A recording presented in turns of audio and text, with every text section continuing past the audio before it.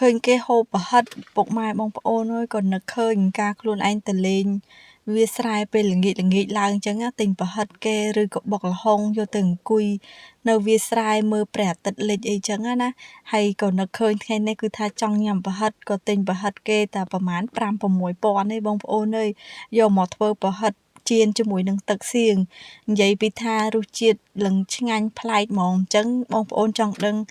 ទឹកសៀងជ្រលក់ជាមួយប្រហិតគេធ្វើបែបម៉េចកុំភ្លេចមើលវីដេអូនេះរហូតដល់ចប់ទៅពុកម៉ែបងប្អូននឹងចេះធ្វើហើយក៏អាចយកទៅធ្វើលក់អីផ្សេងជាអាជីពក៏បានដែរអញ្ចឹងគឺគ្រឿងផ្សំរបស់យើងគឺមានតែប៉ុណ្្នេះឯងបងប្អូនដូចតែពុកម៉ែបងប្អូនឃើញអញ្ចឹង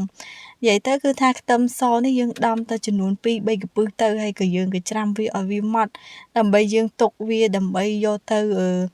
បំពងធ្វើជាទឹកសៀងអីចឹងណាអញ្ចឹងយើងធ្វើទឹកសៀងគឺនាងខ្ញុំទិញគេតែ1000ឯងបានឡើងកថាយើងយកអាសៀងផ្អែមបងប្អូនកុំយកសៀងប្រៃអញ្ចឹងបន្ទាប់មកគឺយើងចាប់ផ្ដើមយកមកក្លុកជាមួយនឹងម៉ាស៊ីនរបស់យើងសៀងយើងក្លុកឲ្យវាម៉ត់មែនទែនដើម្បី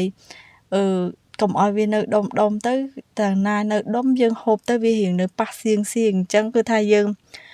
កិនវាឲ្យរៀងម៉ត់ទៅហើយយើងចាប់ផ្ដើមយកមកក្លោចជាមួយនឹងខ្លាញ់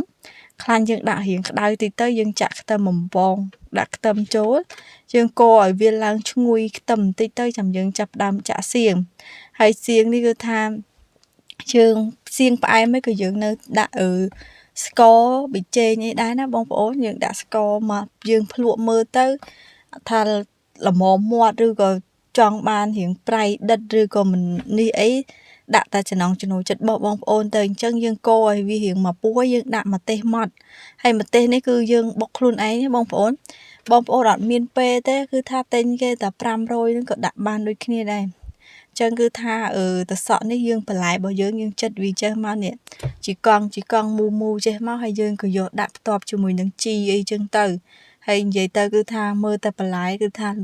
ចង់ញ៉ាំប្រហិតភ្លាមហ្មងគឺថាឃើញគេហូបធ្វើអញ្ចឹងគឺថានឹកឃើញមែនទែនហើយនេះសៀងរបស់យើងគ្រាន់តែចាក់មកបងប្អូនគឺថានឹងតំណងនឹងមែនទែនហ្មងនឹងឈ្ងុយនេះគ្រាន់តែឃើញគឺថានឹងឈ្ងុយហ្មងហើយសៀងនេះបងប្អូនអាចដាក់កឡដាក់អីទុកទៅក៏អត់ខូចទេអត់ចេះខូចទេអញ្ចឹងទៅគឺថាយើងញ៉ាំមួយពេលនឹងបានយើងទុកញ៉ាំនៅក្រោយទៀតក៏បានដែរអញ្ចឹងនេះយើងដាក់ខ្លាញ់ឲ្យរៀងក្តៅអីចឹងមកយើងចាប់ផ្ដើមមកដាក់ប្រហិតដាក់អីចូលទៅឲ្យវារៀងក្រៀមអីបន្តិចឈ្ងុយអីបន្តិចទៅគឺថាឡើងតំណងនេះបងប្អូនយើងកូរវឹកវាចុះកូរឡើងអីចឹងទៅហើយក៏យើងស្រង់វាចូលចេញដាក់ចេះមកហើយនិយាយទៅគឺថាឡើងតំណងមែនទែនហ្មងជាមួយនឹងទឹកសៀងរបស់យើងរសជាតិឡើងប្លែកមាត់មែនទែនហើយជាពិសេសនោះគឺថាយើងមានតសក់បន្តិចជីគ្រប់មុខអីចឹងទៅផ្ទាប់ជាមួយគ្នា